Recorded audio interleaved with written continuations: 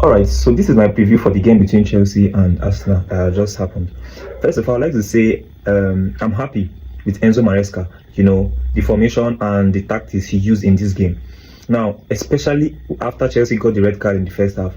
Now, let me take you back to when Chelsea played Manchester United earlier this season and they had a red card also. Remember what happened? Enzo Maresca panicked, and you could see that clearly. That was one of the reasons why Chelsea lost to Manchester United the way they did. When they had the red card against Man U, he was so panicked that he had to take out Kopama and make some wrong changes, and he had to struggle in the game. But in today's game against Arsenal, the case was different. So what we all expected was not what happened. He was one man down, and yet he was introducing more attackers, not even defenders. That tells us that if he had brought in defenders to defend, Chelsea would have been under more pressure, thereby making Arsenal to pressure them to score. So Enzo Maresca, nice one. It didn't even look like Chelsea were one man down. So that's a brilliant one from Enzo Maresca. Then something else I want to say is Reece James, Captain Reece James. Wow, Reece James is amazing. After Caicedo had the red card in the 34th minute, so we were all like, okay, what's going to happen? Is he going to bring in Andre Santos to hold the midfield and all of that? But no, Captain Reece James stepped into the midfield and made it look as though nobody left. We didn't even feel the impact that Caicedo had left, because while we had Reece James, wow, Reece James is a captain indeed. He's a player that can play right back, he can play defensive midfield, he can play almost everywhere in the defense and the midfield area.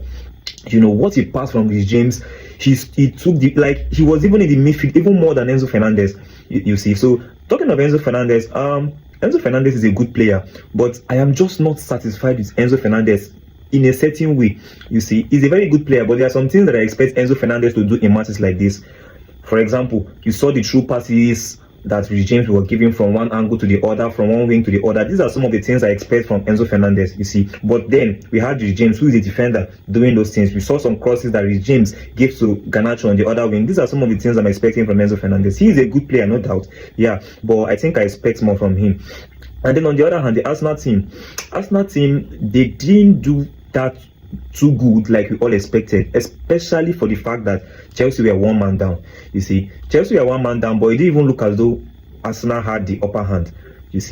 And the way it's looking now, if they continue like this, it means there's a problem for them in the title race, because if Chelsea use this same energy to go after the league, that means Arsenal will be under pressure, and what can happen? Because for a team like Arsenal who wants to win the league, this was an opportunity for them to take chances and get a 3 points from Chelsea. But kudos to the Chelsea boys, they did very well. They were all in the game. Every single person that played that game was on point. Estevao, and of course I want to give my kudos to our two central backs, Fofana and Chalobah. These guys have been amazing for the past games. They have been amazing. And of course Cucurella was there, perfect left back always. He gave Saka some trouble, until he had his yellow card where he had to calm down. So the game was actually a good one.